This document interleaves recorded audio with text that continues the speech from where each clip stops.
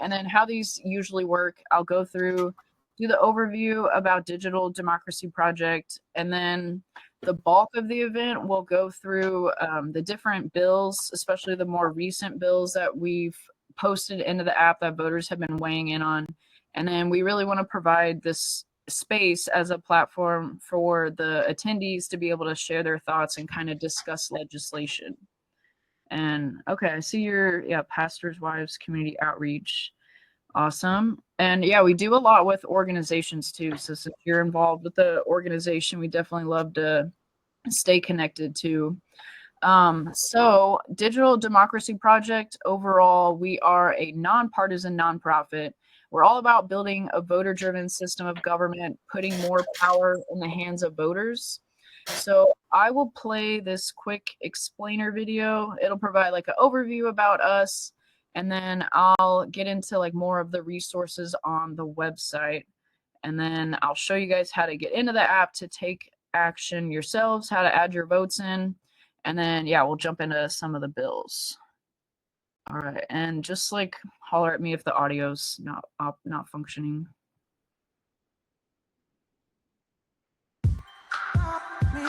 Ever wish you could tell your legislators exactly how to vote? Well, now you can. And it's right in the palm of your hands. Introducing the Digital Democracy Project, a mobile voting app and online tracking system, connecting you to the process, giving you the power. You vote on pending bills, on issues that affect us all, every day, telling legislators how you want them to vote. There's no party politics, no big money, and no special interests. We only compare what voters want to what legislators actually deliver, and everybody can see it. Your representatives, the media, everybody, all from your phone. Plus, it's absolutely free. It's as easy as 1, 2, 3. You vote on the same bills as your representatives. We track it online in real time, a running tally. Then we take score. We add up every vote on every issue and we post it. You can see if they have voted with or against the majority. And come election time, now you know the score. It's powered by blockchain technology, keeping you secure. And with ID verification, it guarantees that all votes are real votes by real human voters. And don't worry, we never store, share, or monetize your data. And we never will. We're just putting the power where it belongs, right in your hands. So join us. We have the technology. You have the power. The Digital Democracy Project. This is what democracy looks like. All right. Why is my escape button not functioning? Okay, let me just reload this page. All right, so yeah, that was an overview about us and how it works too. So we're providing this free civic engagement platform so voters get a chance to weigh in, vote on the same bills as their legislators, so we can show what the voters want, how voters want their legislators to be voting. And we're doing this ahead of time so voters get to weigh in first, give that information to legislators, and then we compare it to how our legislators end up voting. And it also works to where voters get set up and verified in the free mobile voting votes app. So I'll share more about that after the resources on the website. But just so that you're understanding how it works, the voters weigh in through the app and then everything gets relayed to the website. So that way everyone's able to see all the results. And I'll pull up the tally map. So this is kind of where we display the live bills that voters are still weighing in on. And to provide some background about us too, we started in 2023 was when we went live, and we were only carrying state legislation for Florida voters to weigh in on. In 2024, we added in federal legislation, and then late 2025, just a couple months ago, we officially launched nationwide. So voters across the country in every state, as long as they're registered to vote, they're able to weigh in on federal legislation. And then we'll be continuing to carry Florida state legislation, which we've already started for 2026. And then we're also going to be adding in Virginia state legislation. And I wanted to introduce some people on the call. Cynthia, since you had joined a little late, Cassie's been really involved with us. She's in the Seattle area, so she's going to help us roll out Washington state legislation. So we'll be in 3 states at the beginning of 2026. And then just to introduce you like to some people on our team, John does a lot of our media and a lot of interviews that we do with candidates. And Dan is running for Congress in Florida's 11th district.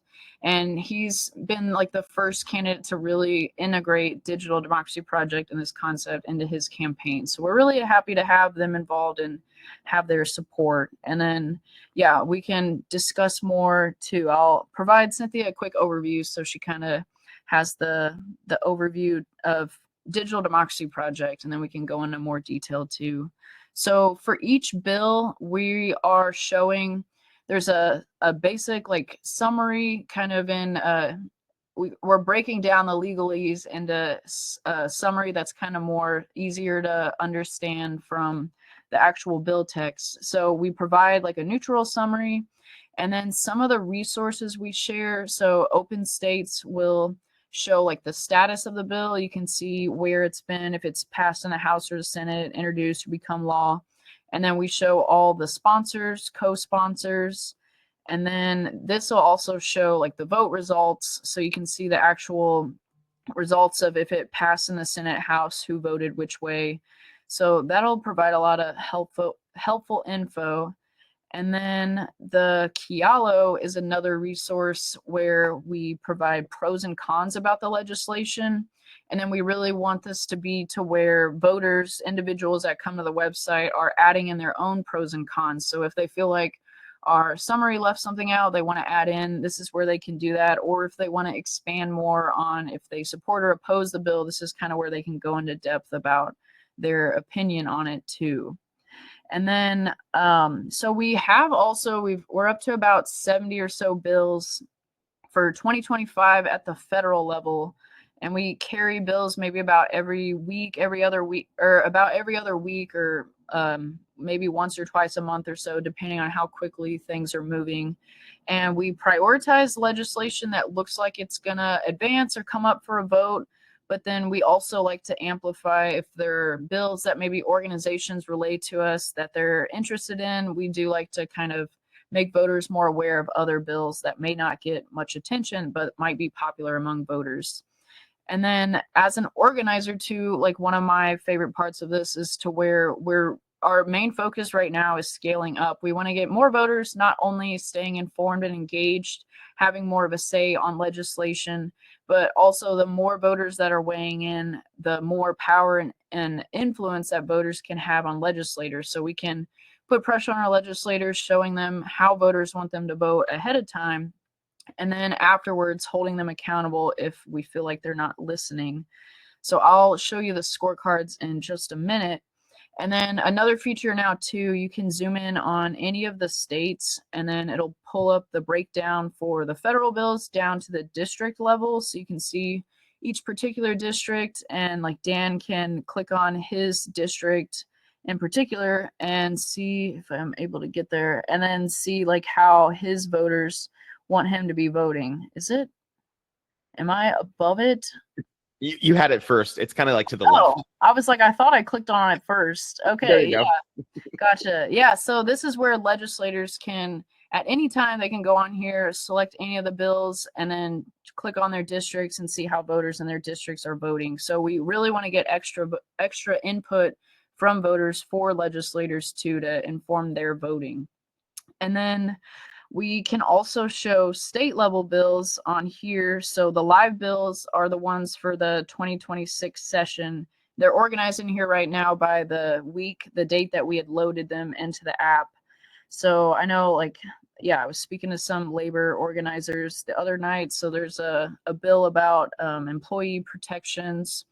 And yeah, I can jump into a couple of these, but this event will do more of a focus on the federal legislation. And then Cynthia too will also have December, we'll be starting our Florida legislative forums, to where we'll focus on the state bills and really go into depth about each of those, because it'll be our first one. So we'll go into depth about the bills at the state level we carried. But yeah, just to give you a little preview, this is where you can go to see the state bills.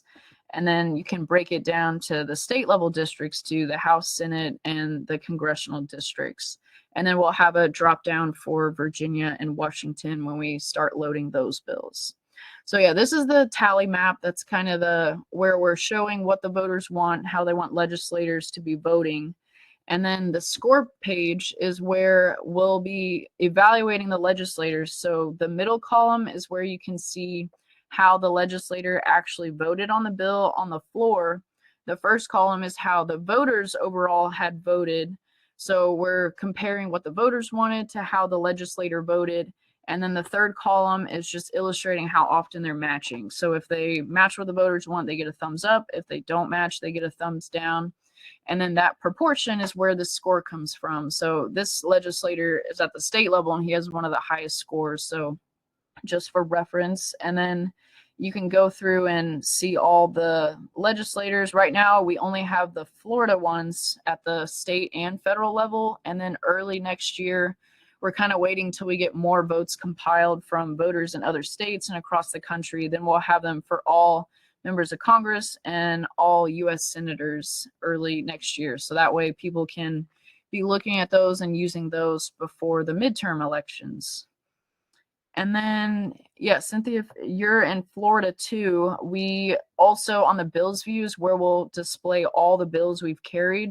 So even back to 2023, you can see all the state level bills. And then 2024, the federal and state, and the live bills we just added to the bills view page. So that's kind of where you can see the overview for those. And then I'll point out too, there is a way to sort the bills. If there's like a particular topic or issue you're interested in, you can narrow down to different bills related to that. And I'll highlight the one that got a lot of attention from last year at the state level. We just added federal bills, so I should maybe highlight one of the federal bills. Actually, let me go ahead and do that.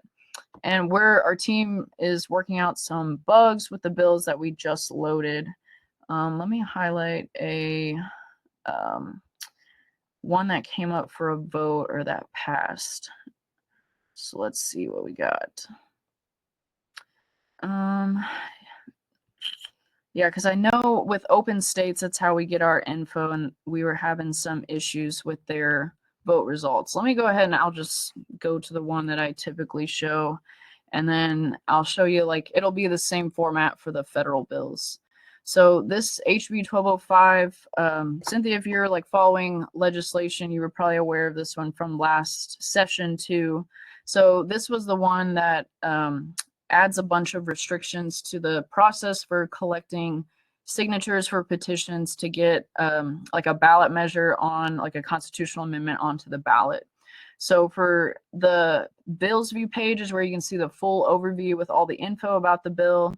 And we have the option now, especially once you're already registered in the Votes app, you can vote on the website through the Votes website now on the bills. And you can see the bill text, the status, the Kialo, the pros and cons, and then a newer feature that we have for all the live bills now too. You can get more information about like why an organization may support or oppose a bill and what a yes and no vote means. And then we're also displaying organizations that have taken a public stance, showing which ones support the bill, which oppose, kind of give voters more info, let legislators, candidates know kind of organizations behind it.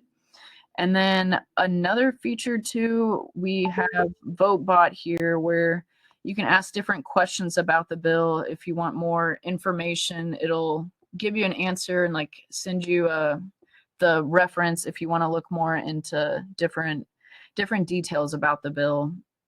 And then the map is the same here too, where you can see the breakdowns for the state overall for each district. So like this one, 89% of the voters in the app had voted. And Patricia, I just saw your note pop up. We are recording this, so I can send you the recording And then whatever you miss, you can watch over afterwards too. I can typically get that out tonight. And yeah, we're not too far into much.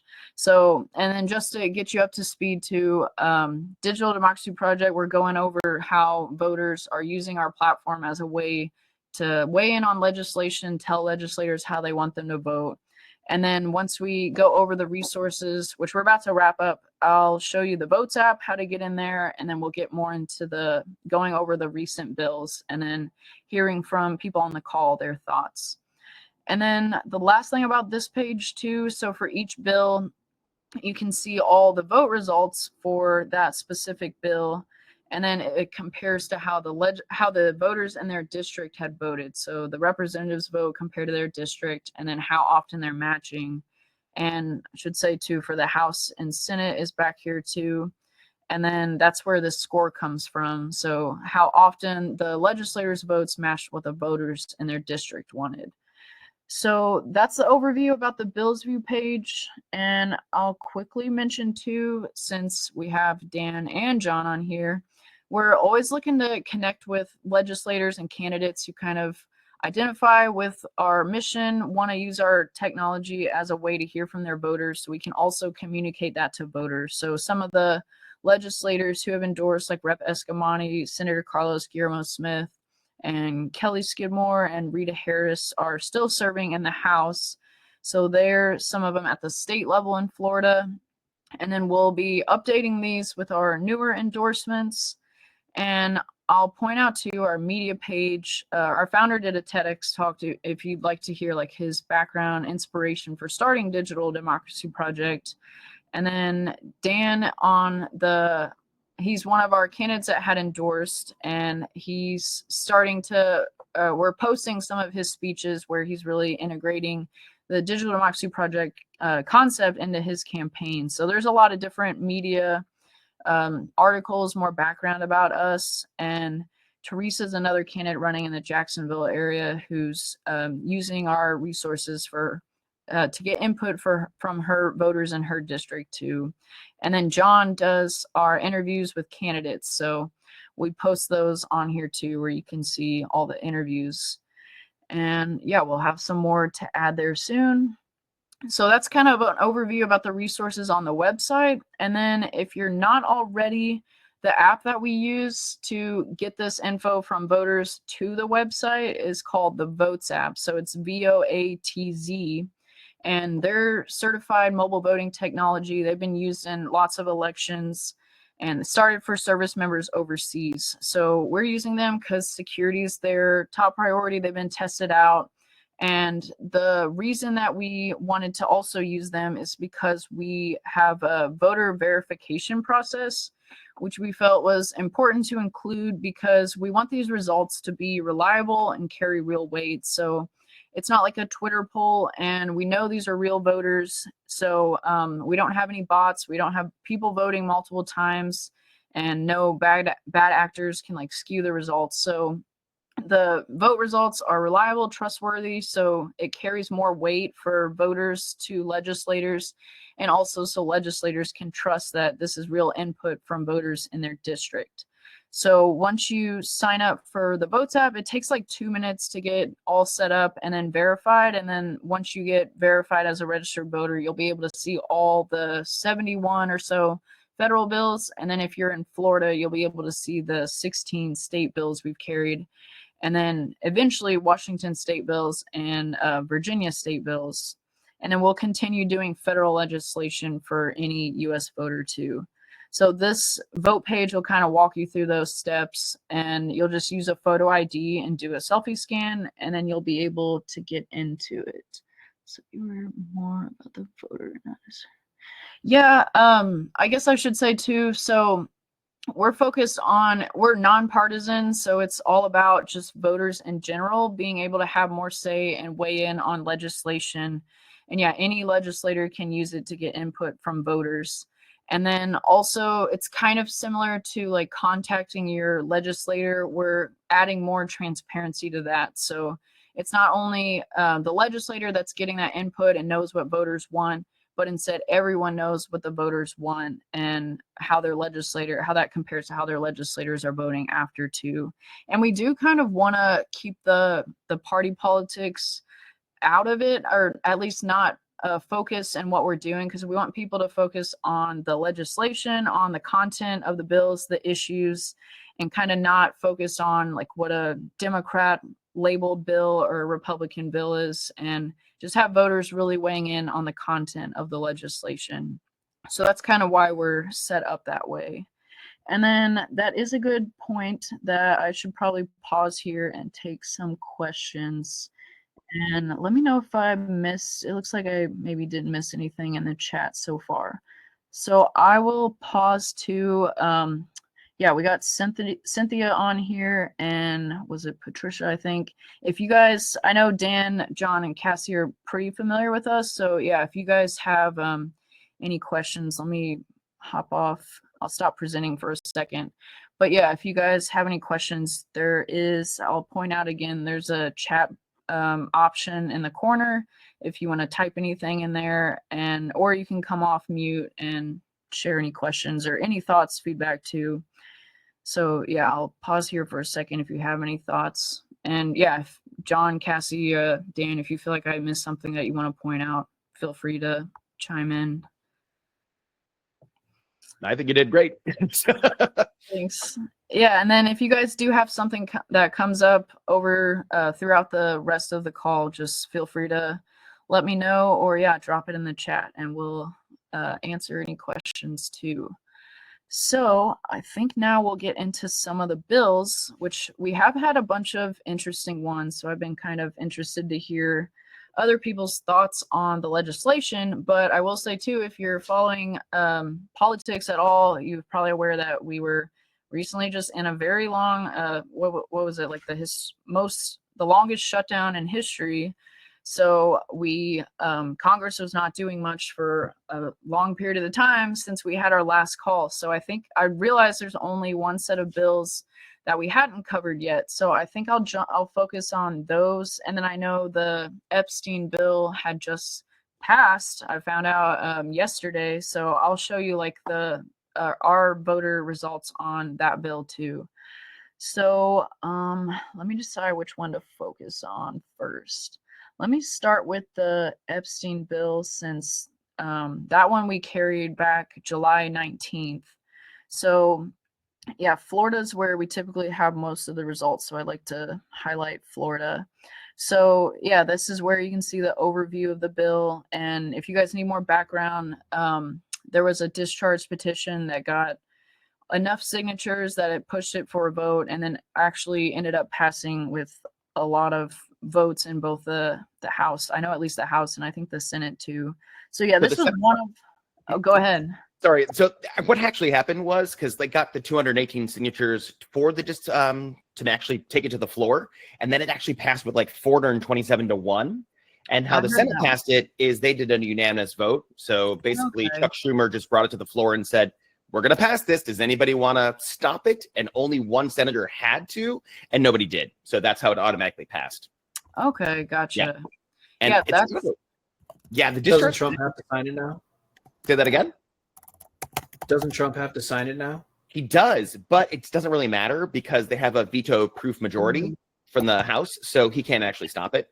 They're still trying to do a couple other things, and we could talk about that in a minute. But the discharge position in general is kind of weird because the last time it was used was like in 2013. Right. So it's not very common at all. So it's kind of a big thing. Okay, interesting. Yeah, I'm always learning a lot myself from being involved with Digital Democracy Project too. So yeah, good to know. And that I think is still getting updated in the open states system. So we'll be, I mean, there's not too many interesting vote results for the legislators, but those will be updating.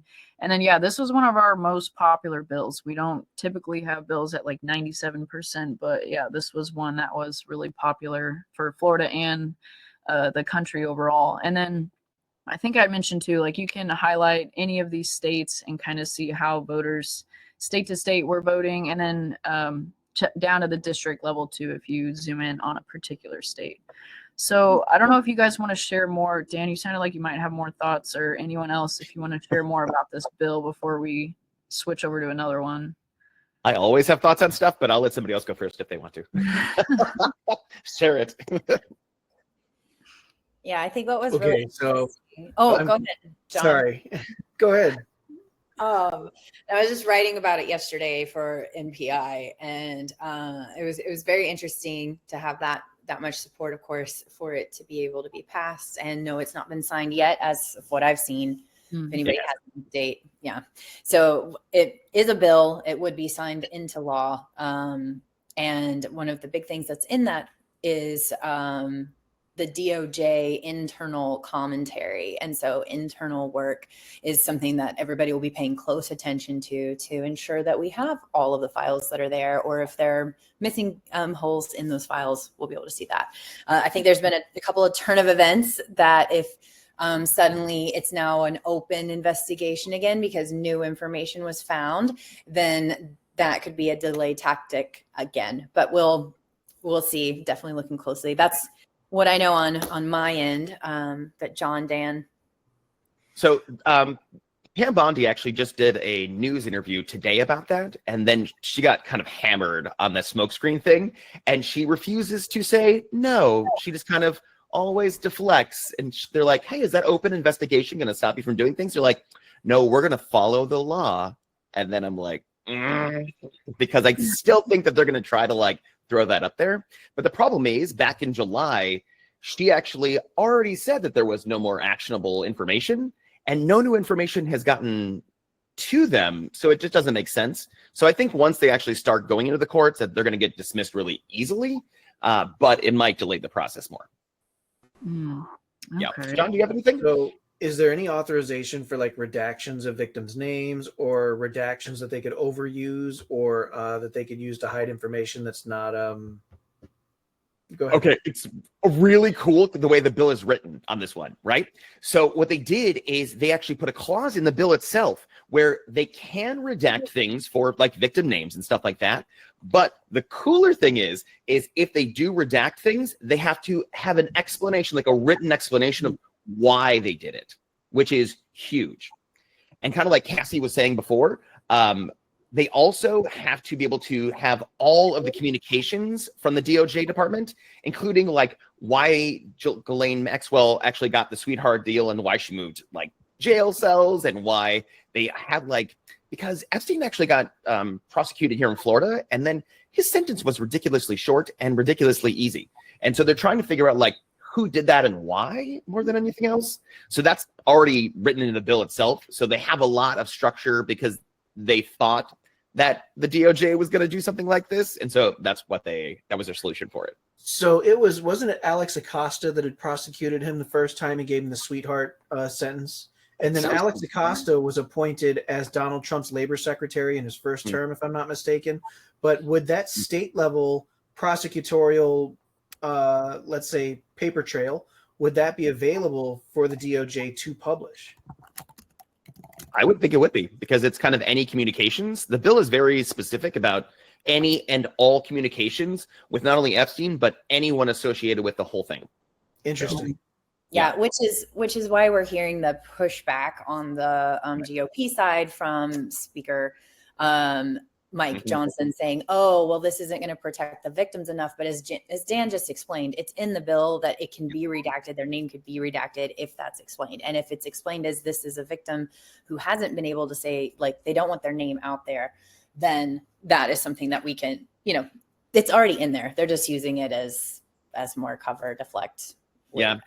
And to kind of go on to that, on speaker.gov, Mike Johnson actually put out 7 reasons why this bill is going to hurt people instead of help people it just doesn't make sense. Like, you can go read it if you want to. It's like, it's just crap, for lack of a better term. Like, he's just throwing up more smoke screens and that kind of stuff for it.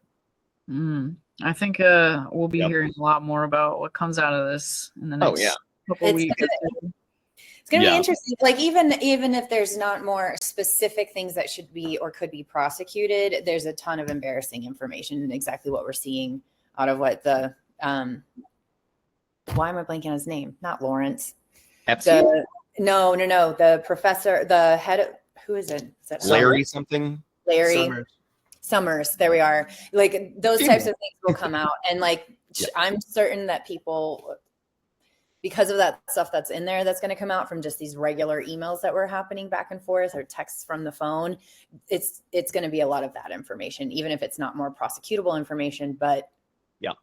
And one other kind of cool thing is some reporters and some like techie people went ahead and put the whole 20,000 emails that just kind of got dumped into like a searchable database. So you can actually search for it and search for keywords and pop up things, and anything that you find interesting, you can actually report directly on the site.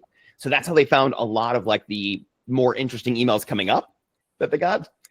But one of the things that's super weird about it is they put out 3 emails directly from the oversight committee, but then they redacted some of the names. And then weirdly, other members of Congress kind of just said the names and then outed the victims. And then it just didn't make sense. So they're kind of undoing what they want to say that they're doing. It just doesn't make sense for that part of it. John, do you have something?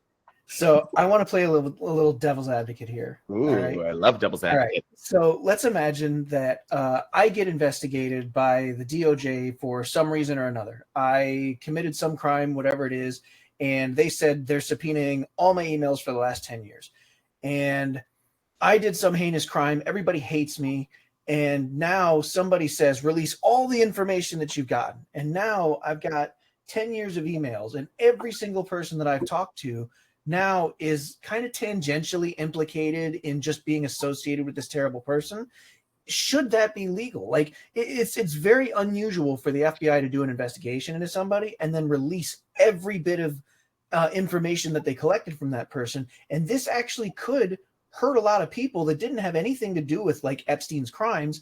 They just happened to be associated with Epstein because of how well connected he was, especially if the rumors are true that he was affiliated with the Mossad and like he had all these connections to all these power players, and like these people could have been contacted by him, and like the only email is, hey, let's go out to dinner, let's have dinner sometime and talk about whatever.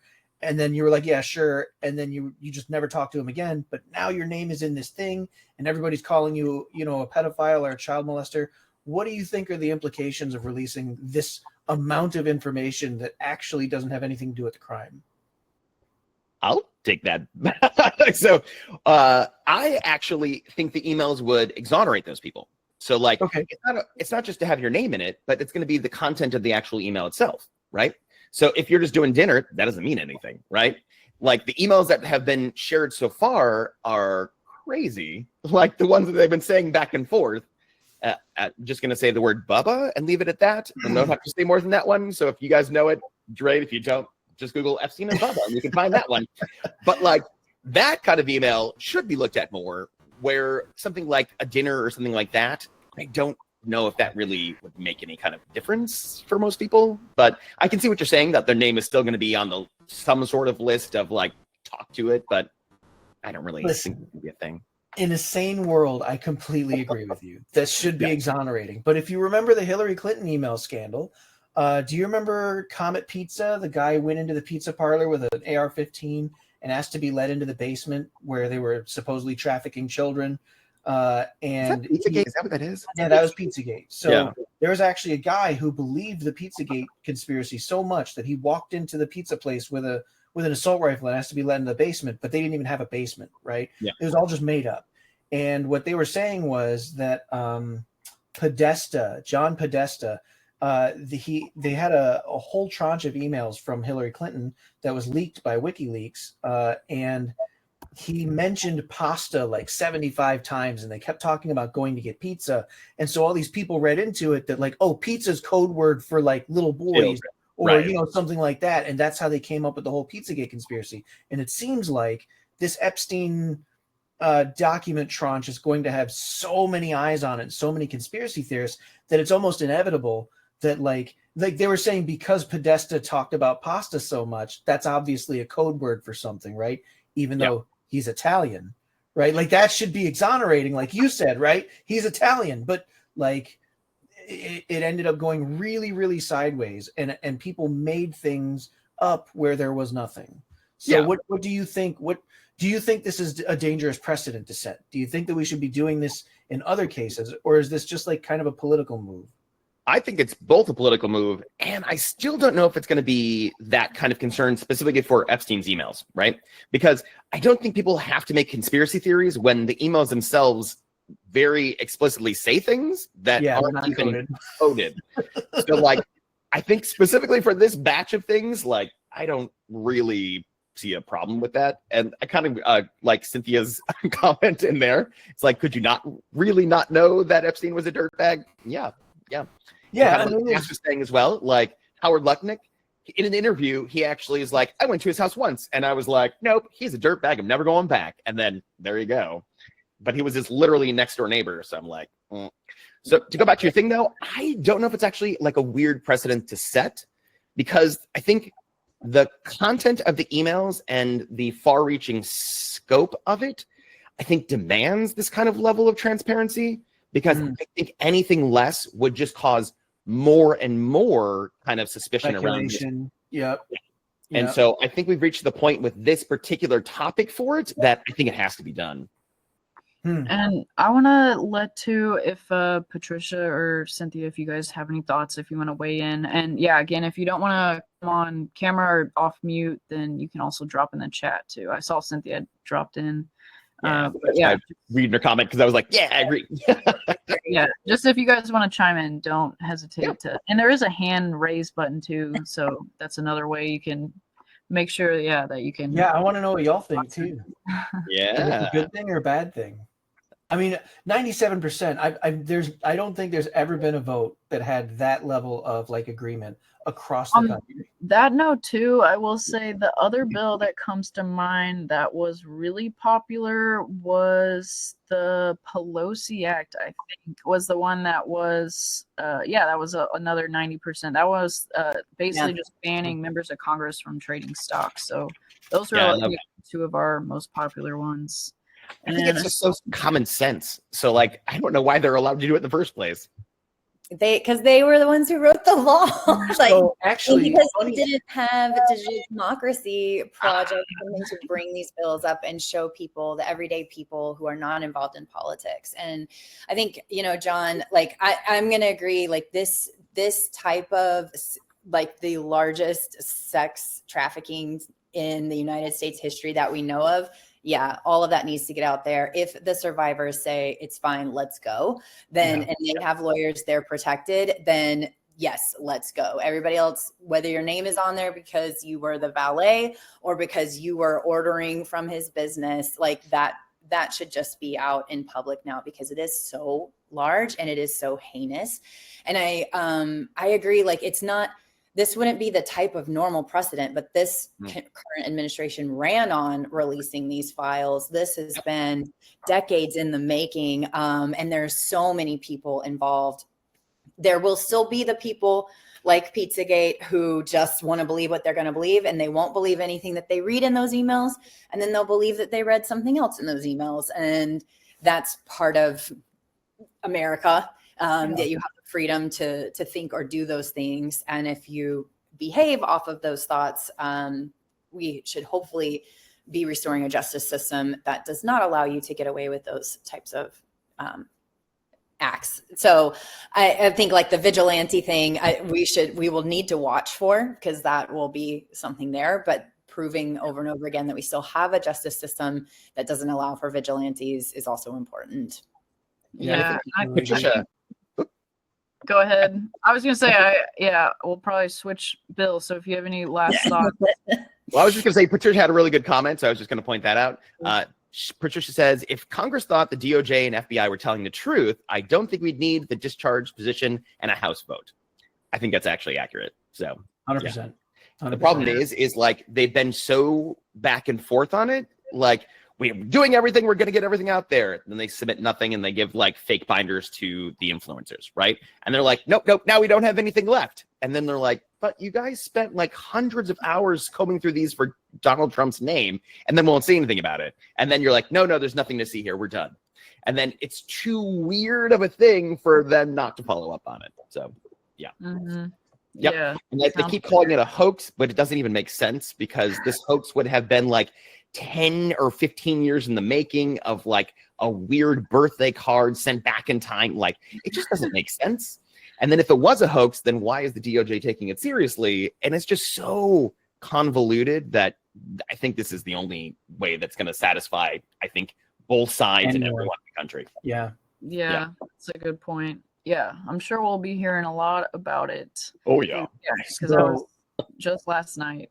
You had said something about the Pelosi Act. How is it legal in the first place? And I'm reminded of there was a Russian chess master that came to visit the United States. I think this was like back in the 80s or something. And the Russian chess master was interviewed by somebody from the press. And the press asked them, how are you enjoying your stay in America, blah, blah, blah. And what do you think is the biggest difference between life in Russia and life in America? And he said this really interesting thing. He said, in Russia, if it is not explicitly legal, it is presumed illegal. In America, if it is not explicitly illegal, it is presumed legal.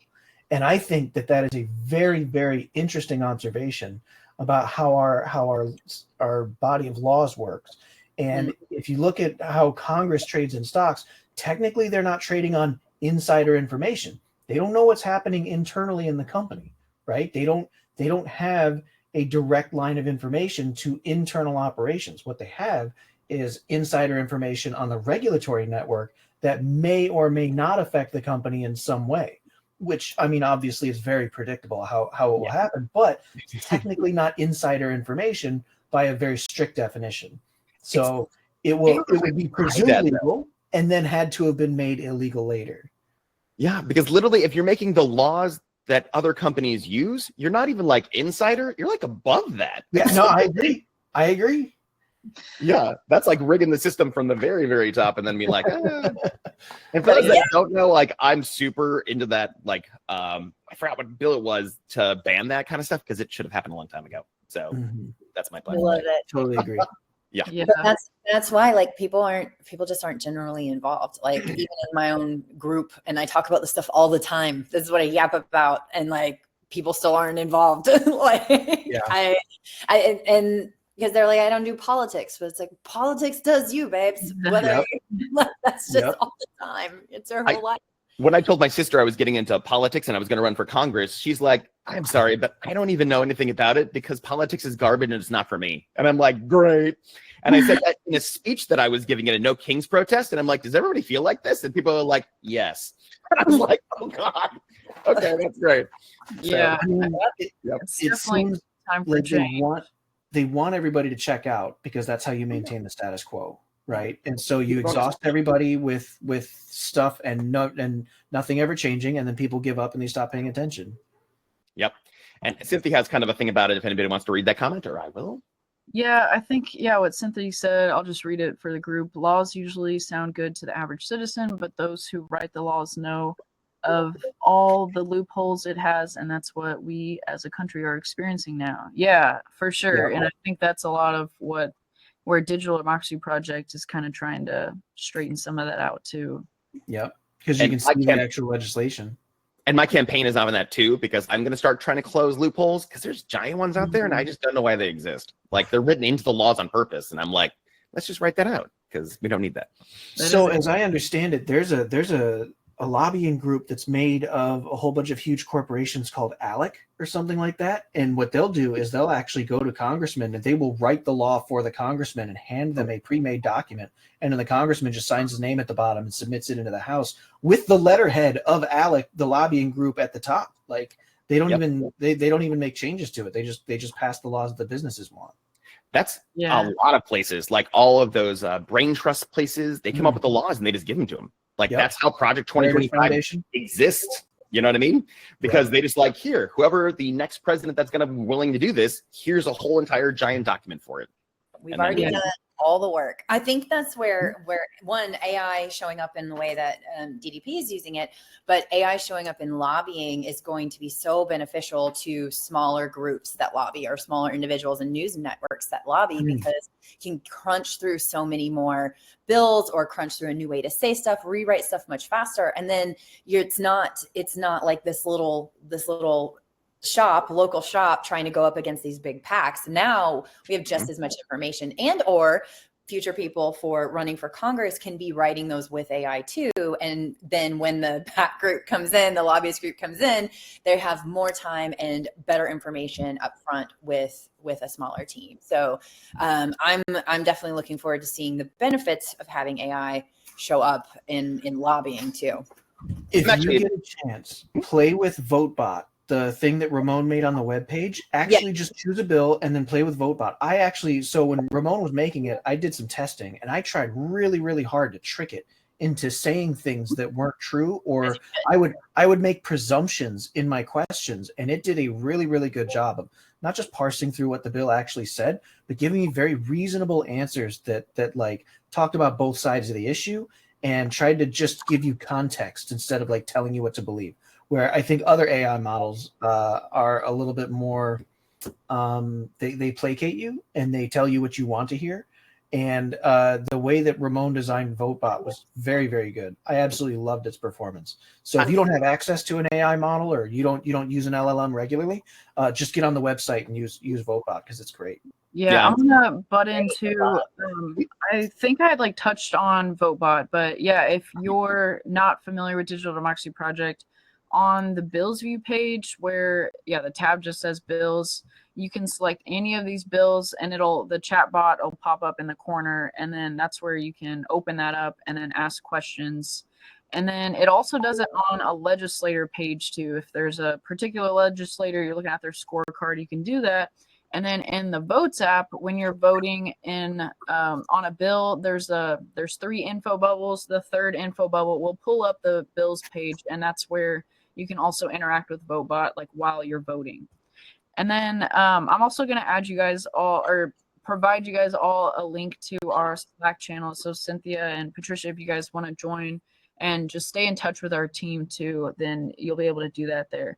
And I'm going to shift the conversation. We have... Can I say one more thing about VoteBot? Yeah, sure. Okay, sorry. Because I think it's really cool because Ramon was actually talking about how it works. And I was going to try to answer like John's question about why it's so good. And the reason it's so good is he uses 2 different models. The first one to give the answer, and the second one checks the first one's answer for authenticity and validity and stuff like that. And so that's kind of the secret sauce that makes that good of a bot. So, all right, back to you, Sadie. Thanks. AI for good. Yeah, of course. That's good. Yay. Sorry, I should probably mention I'm a college professor, and so I like to explain things. So that's my problem. Yeah, very helpful. Yeah, maybe I'll have to extend the time on some of these. What do you think? It's just the Epstein. It's what's popping right now. The rest of these are pretty easy. Yeah. I know there's 2 bills that got a lot of attention with the shutdown, and then I do want to just highlight so people are aware of other ones that did come up. So the one that ended up passing was this one, HR 5371. This was just our summary originally has it as like the general funding.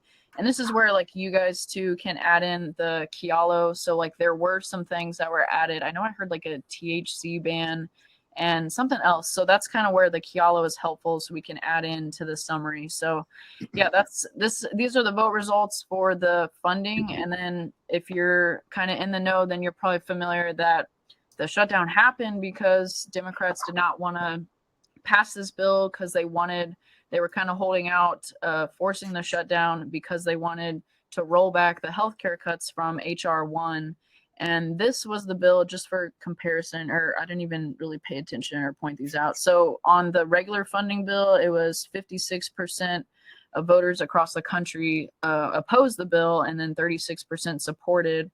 And then for comparison, the bill that had gotten sponsored by the Democrats that was just funding the government, including rolling back the tax cuts for the ACA, the subsidies, that was 87% support and 10% opposed. So that's kind of where like showing what the voters want, and then also kind of pressuring, even supporting our legislators, like letting them know that they're doing what the voters want, where this can really tie into.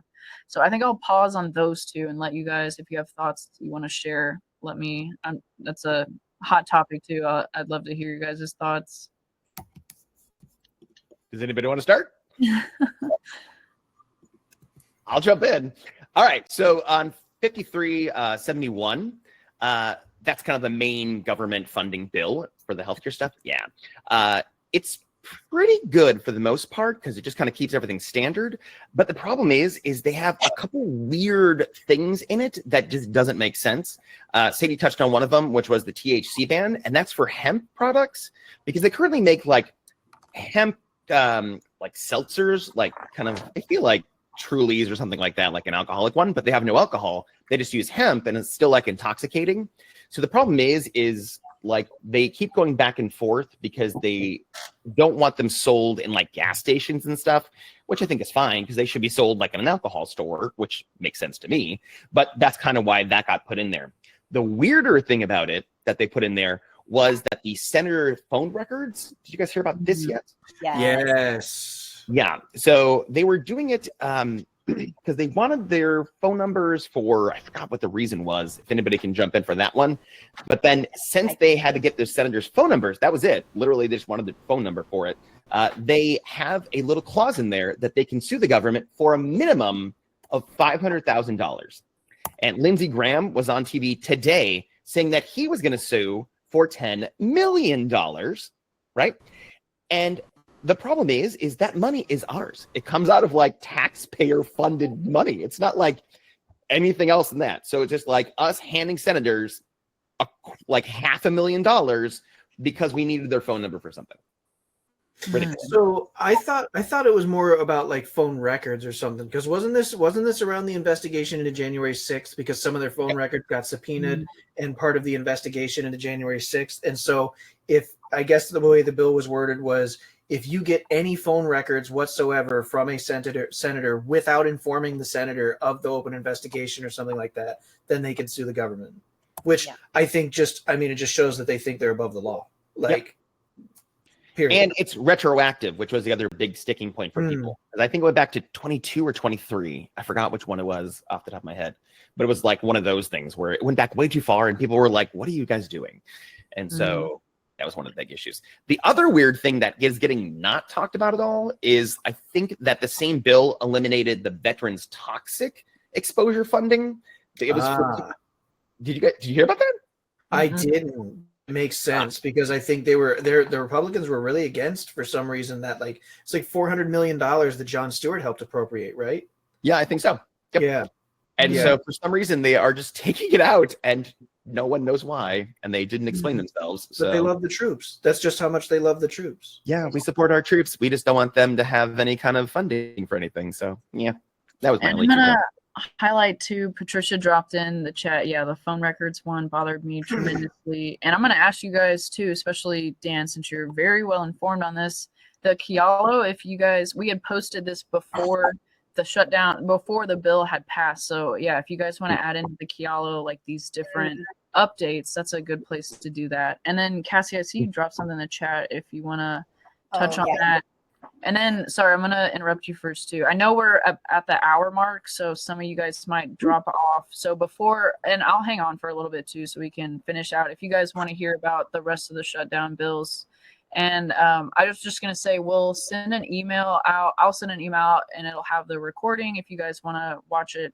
And then like a link to join our Slack channel. If you're not familiar, that's kind of like I guess more of an internal messaging platform to where you can stay in touch with our team. And I know Cynthia had shared about like her organization. That's kind of where we can spread the word kind of about organizations too, like their different bills you guys are tracking.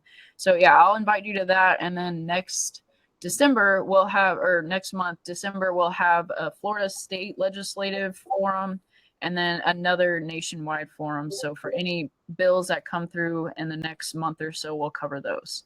So yeah, if you guys need to hop off, thank you so much for joining. And if you'd like to hang on, we'll continue this conversation a little bit. But yeah, Cassie, if you have any, let me ask too since we're at 8 o'clock, if you guys have any last questions, feel free to drop those in or interrupt. And then if not, then Cassie, I'll let you explain what you had dropped in the chat because I'm curious.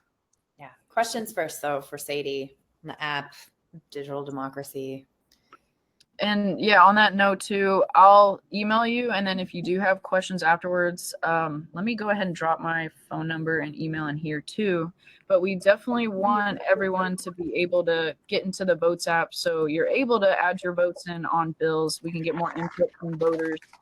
So yeah, if you have any issues getting to the app, let me know so we can help you out. And yeah, you can email me, text me, or call me, whatever, and we can help walk you through it too. So that's my info in the chat if you want to save that and reach out. But yeah, definitely I'll drop the link to the vote page that'll walk you through how to get into the Votes app too. So, and Patricia, I know you had hopped on a little late, so you can check out the recording too, or yeah, if you have questions, let me know. But that's how to get into the Votes app to relay your votes that'll get relayed to the website.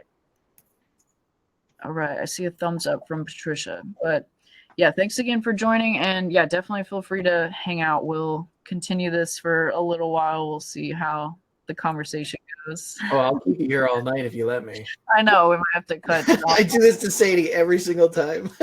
I'm the same, so I'm like, it's fine. I'm good.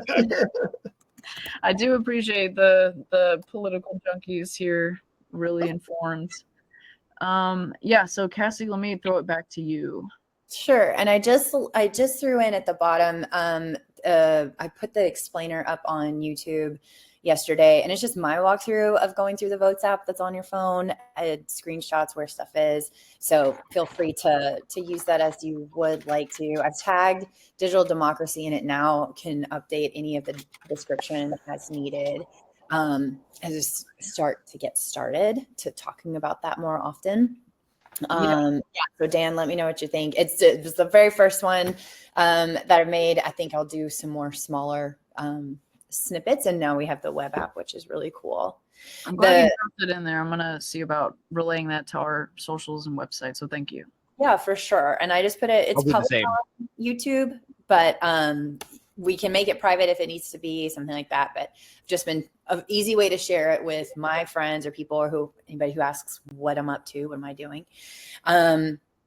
And then the other link was just for Northwest Progressive Institute, writing about the end of the shutdown bill. And like, I think for us in Washington State and in Oregon, like the amount of like give there, and obviously, yeah, not that many people in Washington yet voting on it. Quite a few Oregon, though.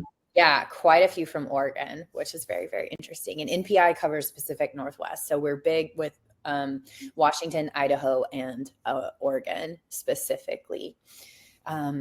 But yeah, there was a lot of choice words that were said that we highlighted, and things in the bill that just, one, that didn't make sense, and two, that felt like just defeating their own purpose of holding out for a shutdown anyway.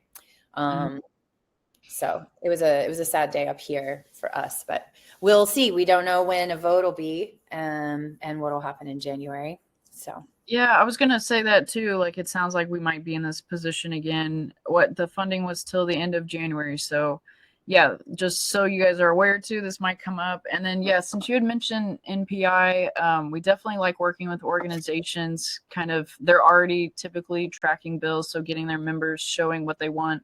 And then, yeah, I'll point out again too, if you guys take public stances, that's kind of where we can get ahead on like the next, whatever bills come up in the future, we can add like NPI to those two. So something else to keep in mind. Awesome. All right. Any other thoughts on the shutdown related stuff? Do you think we should do it again in January? If they, because all we got was a promise to vote on the subsidies at some time in November, was it? I think. And in the House, Mike Johnson, I think, basically alluded to just saying we just won't even bring it to the floor. And then Donald Trump definitely wouldn't sign it, even if it was voted on by the House. So if we don't get the subsidies reinstated, do you think they should do it all over again? I have a thought. think we're gonna have to, because I don't think they're gonna pass it by themselves, because they keep saying that they have, and I'm just talking about Republicans at this point. I don't like to talk parties, but that's who's doing this part of that part of it.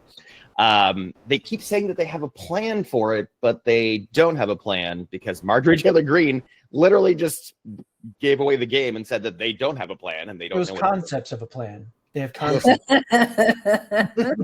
Trump's had those since he was running. I'm like, great.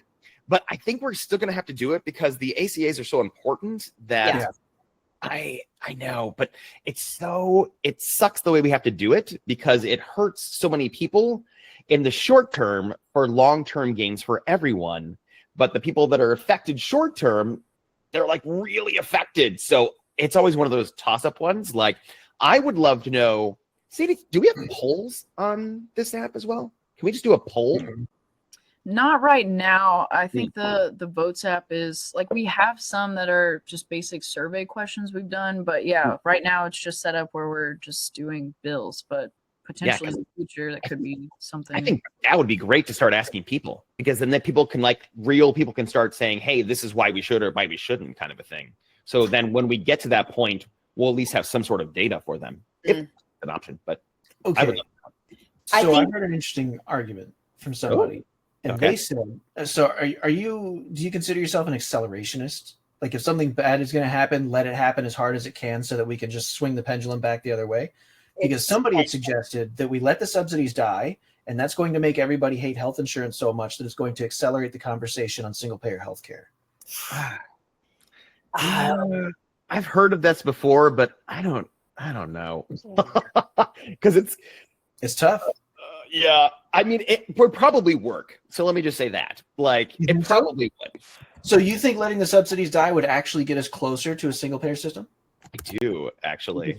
Because usually what makes governmental change is people being mad about something, right? And the only way to get people to be mad at something is have it directly affect them. And that would literally affect every person. So, yeah. I'm going to point out too what Patricia had dropped in. She said the only thing they have floated is giving us money directly. This is such a bad idea. The ACA needs to be extended and then let the people decide what we actually want.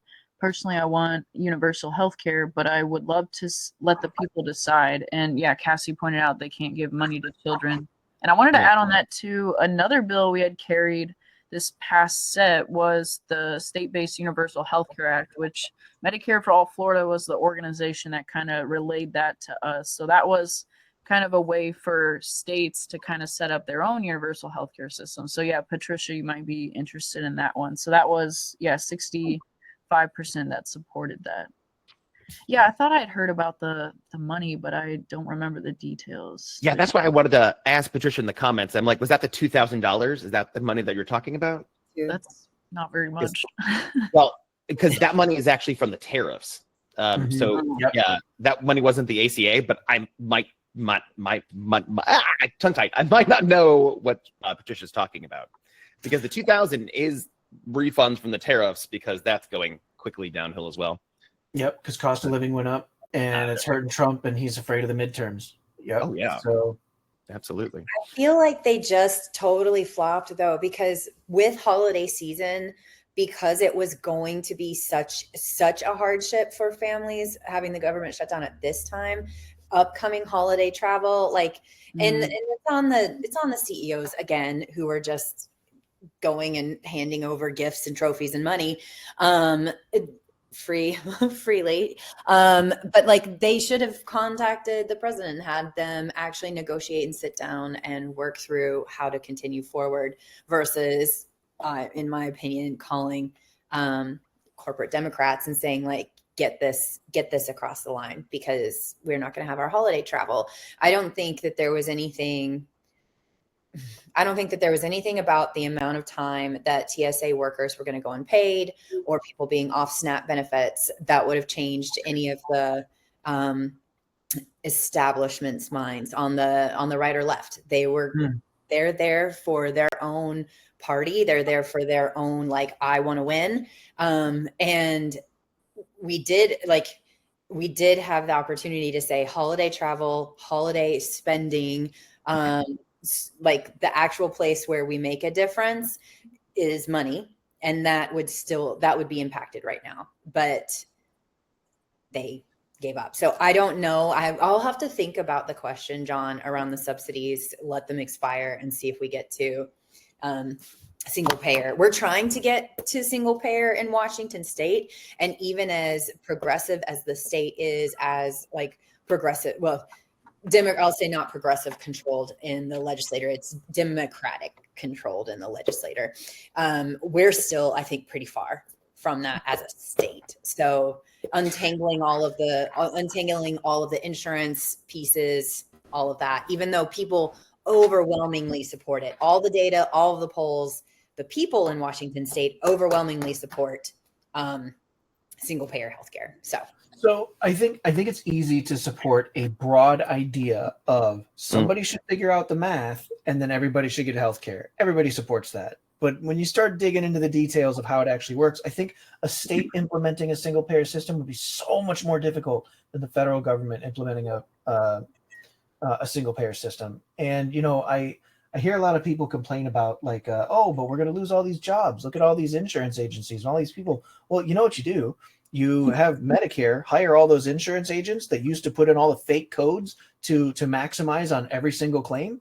And you have them look into the doctor's offices and the hospitals that are putting in those fake codes and charging them to Medicare when they're not actually doing the work. And then suddenly you've got all those jobs back and they're actually reducing the cost of the single payer system. So, I mean, this is a solvable problem, in my opinion. I just don't think from a state level that, because like when you've got insurance agents that are looking at, you know, coding documents and claims, they could be in a totally different state, just like looking over the documents that come through as data entry people. So like if Washington wanted to implement single payer, they can't hire those people from the insurance industry directly necessarily because they might be doing it all in Indiana.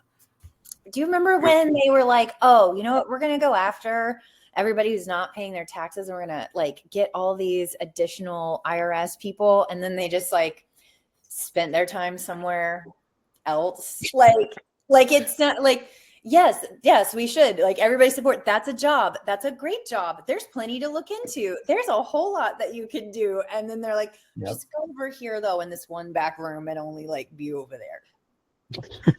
Yeah. Summary. But Patricia had dropped in. She said an article from Trump's idea for our healthcare. So I did hear about the 2,000 for the tariffs, but I didn't hear about this. This is like a 2-minute video on there, and I'm looking at it right now, but I don't really know what it's actually doing. Is this Trump RX? Is that what this is? I forgot about that. Like, good God, about it. Yeah. I hadn't heard, tried to look into like how to do healthcare. So I've been trying to gather numbers, just numbers, right? And I have a couple friends that work in insurance and healthcare and a couple other things. And I just started asking them, like, where do I get numbers at? Like, to start doing research. And they're like, you can't have them. They're not available anywhere. And I was like, okay, but I'm like, what about companies? And like, no company's going to tell you what they pay versus what you pay, and they just can't get it. And I'm like, how does anyone start tackling this if all the information is technically falling under HIPAA? And then like, where do you even start gathering that information? Because that's where I'm at right now, because my background is in engineering and I love a problem like this. Like, this is right up my alley. And I'm just like, where do I start getting the data? So there was a large scale study done. I think it was pre-COVID. Maybe it was during COVID. I don't remember, but try to look into it, because there was some big group. I don't think it was the CBO, but it was some very trusted group had done like this large scale analysis of how single payer could work. And the way they saw it, they took all the money that companies put into healthcare, all the premiums that people put into healthcare, and then all the money they pay out for the actual care on top of it. And they estimated over like 10 years, it would cost the American people $34 trillion. But if we went to single payer, it would cost $32 trillion. So it actually saved $2 trillion. So I guess kind of the back in the napkin thing was you could just take all the people that people are currently paying for healthcare, just shift it over into a single payer system. Everybody gets care, and it costs $2 trillion less. But the Republicans came out and they said, hey, look at this study. It says single payer healthcare is going to cost $32 trillion. That's ridiculous, guys. That's ridiculous. But they were leaving out the part where it actually saved us $2 trillion. But I think it was specifically 32 and $34 trillion. So if you can keyword that, and maybe something around single payer study, you might be able to find. But it was a large analysis, and if they shared the data, it might have some really good data in there for you to start with. Love it. Well, there's also do you guys know Robert Reich? Oh, I love Robert Reich. Every week. One of my I favorite do coffee. Yeah, every week, every Saturday. I'm like, yes. Such a big fan. Hey. So he has a So really good. good one about healthcare as well. So I was trying to find it to kind of put in the chat for people, but I was like, I want to find that one because it's so good. Yeah, if you find it, please send. I'm going through his wealth and poverty. He has like a 14 class, whatever. It's amazing. And then I'm going to throw this it's like a 12-page study over at you. And I can put it in Slack if that's easier. But if you can you get it from here? Let's see. Is that the poll one? The polls is the link. And then on that page, it has the page to get to the 2024 report, which has a bunch of numbers. And so maybe it can help you, Dan, on like, how did Washington pull some of these numbers? And maybe that gives you some insight into like what for Florida. I don't know. Are you Florida? Am I wrong? No, I'm Florida. Okay. Yeah. District 11 is like Disney World all the way to the Villages and Mount Dora and back to Claremont. So it's a huge district. But yeah, it falls Disney in it. And in our Slack channel, we do have it's like a building community channel. So that's kind of what I'm thinking, where you guys can just drop whatever in there too, and kind of keep He's like, got some good links over here too. take it over there, you guys. Yeah, Patricia dropped a lot of info in here too. Yeah, I'm literally just opening all of these in tabs. So if I Yes, press- I'm doing the same. Okay, where is it? What channel Like- do you want us to play around in, Sadie? I don't know if there's like a random or like building community, but yeah, there's definitely a channel where we can just throw out random conversations. I know there's a building There's a community. build community, and then there's like a. Let's see, just need to add these. Oh, there is a random too. So yeah, either one. And then yeah, Patricia, I'll send you the link to jump in there too, since you got some info to share too. And then I'm sorry to cut you guys off, but I'm gonna wrap this up quickly. Yeah, I was Medicare for All. I know they have an event going on. I'll be at their conference this weekend.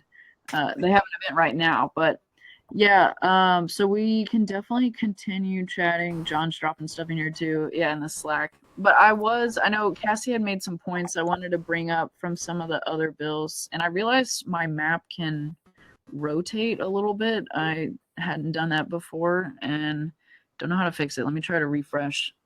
But yeah, like there's a government shutdown prevention act that kind of came out of this, out of the whole shutdown, kind of a way to avoid shutdowns by automatically continue funding the government at 94% the previous year's levels. So yeah, there's some info about that one. I just wanted to That was like kind of interesting though. Yeah, I mean, kind of like right now we're kind of using government workers as like political pawns for priorities. So it's an interesting idea to not do that, but yeah, wouldn't be in this situation. I think Rand Paul is the person behind that one.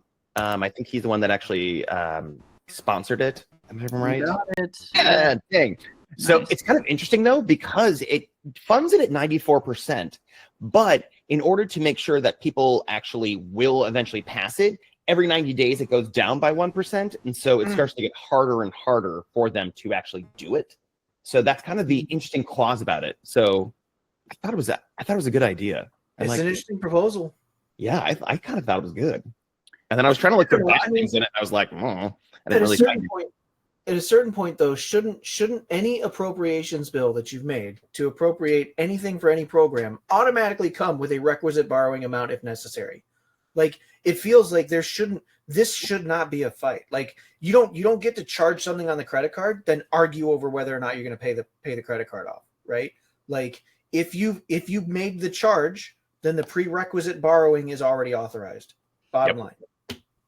Yeah, and I'll point out another one too, the Shutdown Fairness Act. Like, just so people know, I think it's helpful that we're spreading awareness that it's not just one or the other type of thing. There are other bills that could have came out of this, ensuring federal employees identified as accepted receive their standard pay and allowances during government appropriations lapses, and appropriates necessary funds from the Treasury to cover these expenses for employees performing essential or emergency services, and retroactively from the start, until a new appropriations law comes into effect.